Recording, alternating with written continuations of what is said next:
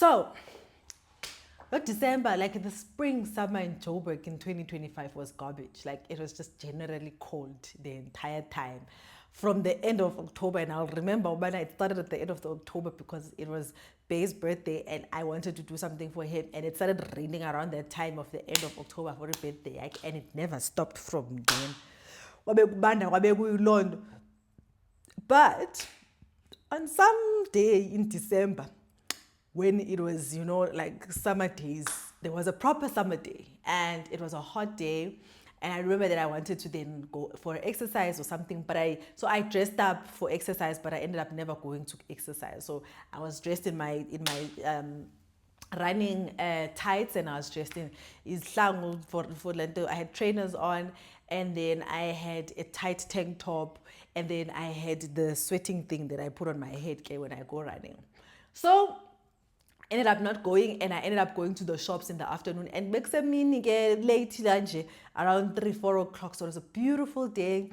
It was hot, it was the type of sun in the afternoon, sun-kissed type of sun. So as I'm walking up towards Ichegas to go to the shops, I don't know what I wanted to buy at the shops. And then as I'm walking up, I see this car kind of just moving around as if lost. Me, I love giving directions because I'm very good at giving directions. So I was curious, but and so turns out he was getting lost, and then he comes and he stops next to me and he asks for directions. But now look, I think I'm getting lost. I'm trying to get to this park. No. So I'm like, no, but what park are you trying to get to? And he's like, no, this particular park. I'm like, no, so fikil. So the park that he was trying to get to, which is across the road from us, the entrance is very dingy. You'll be thinking, and you're gonna go and get yourself slaughtered and killed in that place. And it's actually a proper park on the other side. The entrance is very dingy and bad. So he's like, no, but I think I'm not going there. Where are you going? And then he's like, no, I'm going. Like, no, but if you're going there, then you're already here. And then he's like, no, but are you sure? So now, are you sure that you sure, but like where I'm going is where you're directing? I'm like, no, but are you sure about you are going where you think you are going? Because if you think you're going where you think you are going, then you've already arrived where you are going. So we have this back and forth, but are you sure? And then eventually we agree, but no, we are sure. So I've been getting away one, and he's actually arrived at the place. He just needs to drive through. Okay, fine. He says, thank you. And then he then decides he's driving off. As he's about to drive off, then he pauses. And then he's like, you're so beautiful. That's okay. I remember what I said, but I was wearing running tight t-shirt, yongalano. So so he's just like, you're so beautiful. I'm like, oh, thank you very much. And he's like, yeah, so can I please have your numbers? I'm like, no, you cannot have my numbers. And he's like, no, but why can't I have your numbers? And I'm like, because me, I'm a married woman with a husband and 3 children. And he's like, no, but you don't look like you've got 3 kids. So because now I suddenly don't look like I have 3 kids. I'm like, no, 3 children came out of this body. I've got 3 children and a husband. Okay, fine, okay. And then he drives off. So as he's driving off, so for him to get to the park, he's going in that direction. I'm also going in the same direction. The road is going up like that.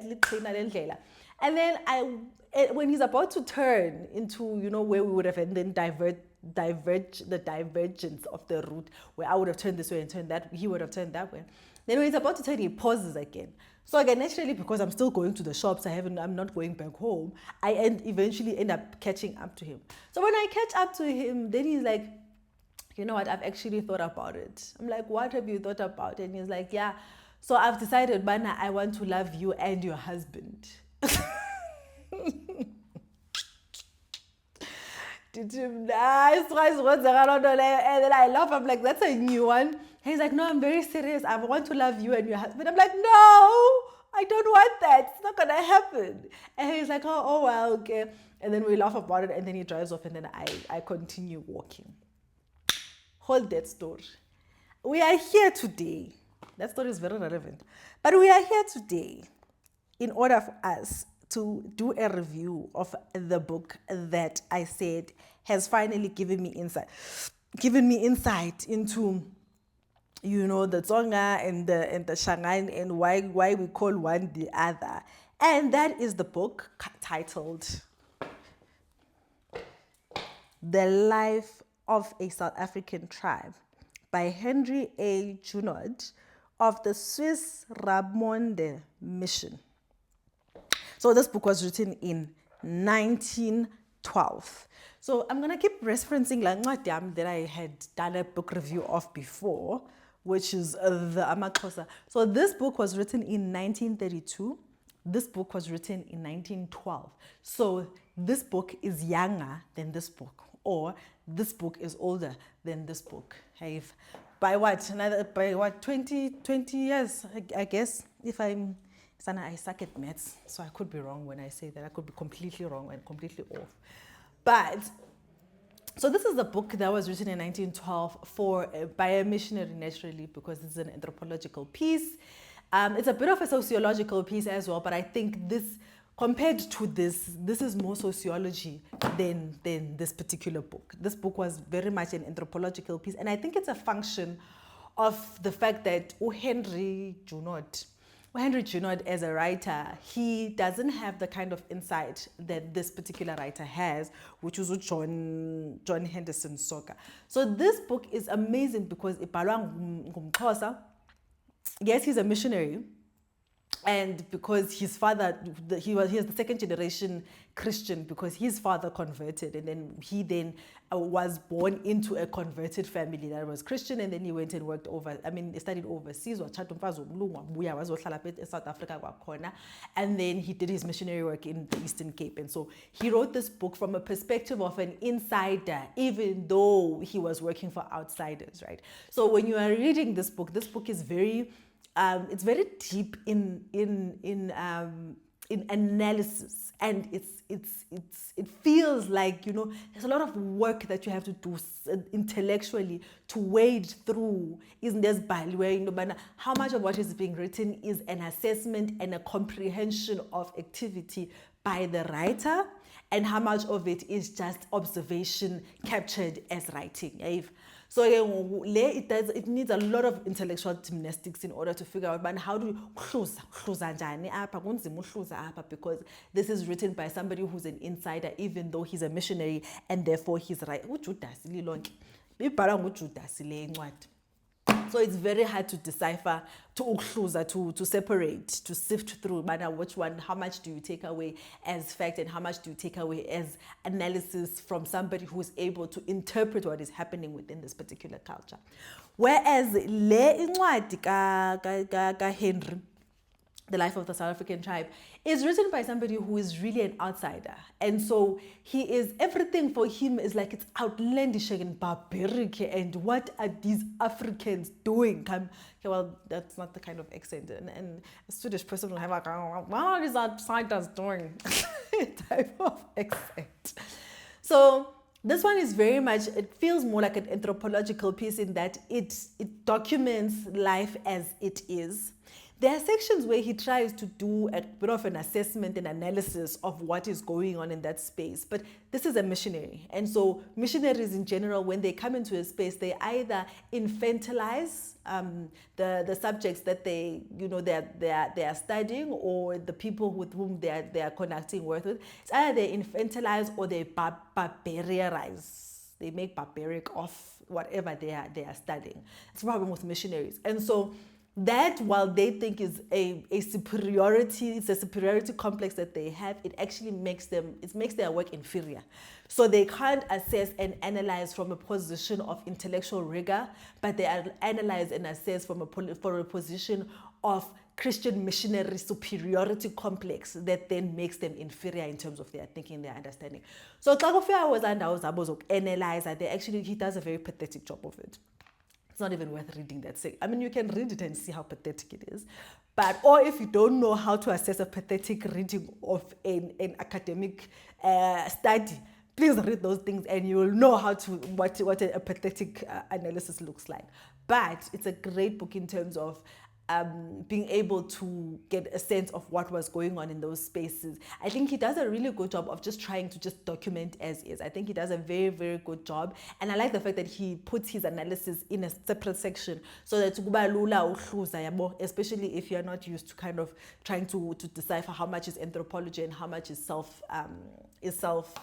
subjective subjective analysis or views or perspectives on a particular situation, right?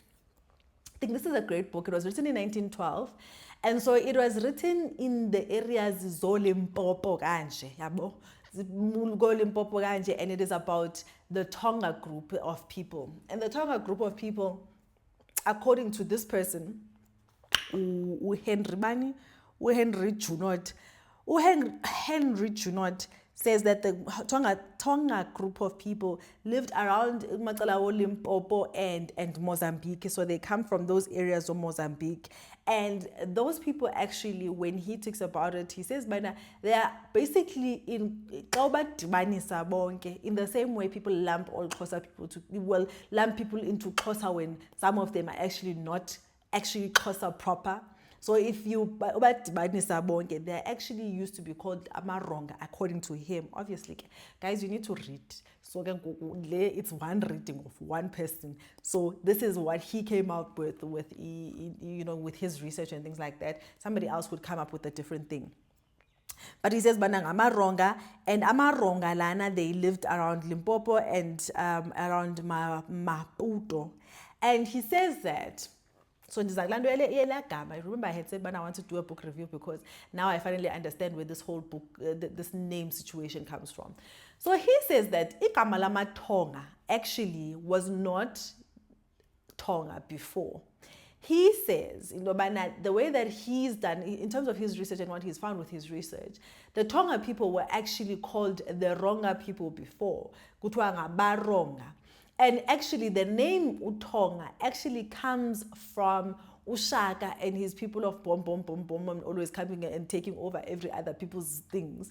And so Ushaka and Abantu Baki, they started calling Amaronga as a way to defile the thing and make less than, to reduce them to the level of slavery, and therefore igama labaronga is not actually, abaTsonga is not BaThonga, it's abaronga. But the name kind of stuck because it then came from a particular place in the east, and therefore, like the way that it translates, it also it translates to where these people came from, and so it kind of stuck over the years. And ironically, he also does say, like it will stick because of the nature of where they come from, and therefore it's easy for this name to stick on them. Yeah.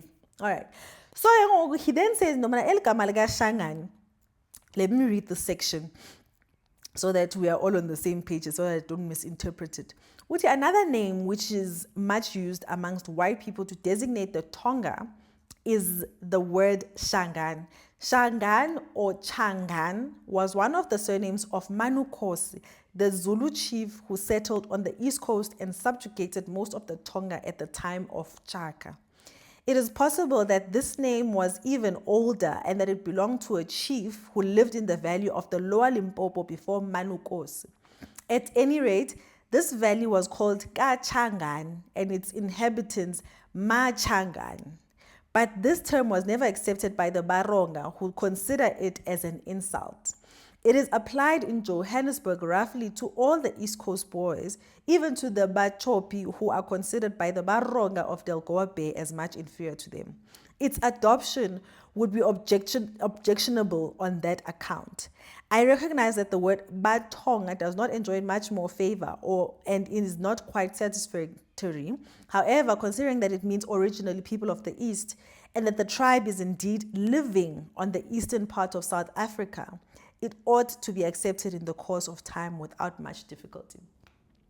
And so this Utonga then is a different version, is another version of what then became Utsonga, which means bana. What he said about how it's going to eventually be accepted is actually what actually ended up happening. So he then says, let us remark about another tribe, quite different for its language and ethnographical features, dwelling near Inhambane, quite close to our Tonga tribe, and it calls itself BaThonga. But there is no aspirant after T, and this is enough to distinguish it from the Tonga tribe. So, to be quite honest, I think I'm gonna have to read a little bit more on the Shangan and the Tsonga. But essentially, what he's saying, these are two different names coming from two different issues. but there has been an application of it across the board, especially in the Johannesburg area. And so I guess amaTsonga are well within their rights to not want to be called Shangana. Mashangana are well within their rights to not want to be called amaTsonga, because these are supposed to be separate groups according to his study and his research. So that's that on that. So one of the things, like doing a review for this book was very hard, because I learned so much from this book. And so, or at least I took away so much from this book. And so every time I would try and do anything kind of review, it's like, it's such a long thing. There's so much to learn. So I've decided that I'm going to do it piece by piece. So for today, well, I've learned the thing about Tsonga and Shangana and the differences between the two. But I've also learned something about morality and how we understand and view morality in this day and age, right? And where the roots of the morality that we think we understand actually comes from as African people. So from this book, I realized that a lot of the things that we consider to be moral or amoral or immoral, whatever the case may be, that whatever the opposite of moral is, so moral and its opposites, what we consider to be that in this day and age, living in this South Africa, in this society that we are living in, is actually a product of the missionary project. So a lot of the things that we think are morally wrong, so essentially like the things that determine whether you are a good person or a bad person. I'm taking into the extreme, like, killing a person, or, something like excessive, like stealing people's things. That's excessive. That is wrong across the board. It's wrong. It's wrong to kill. It's wrong to steal. It's wrong. It's wrong. It's wrong.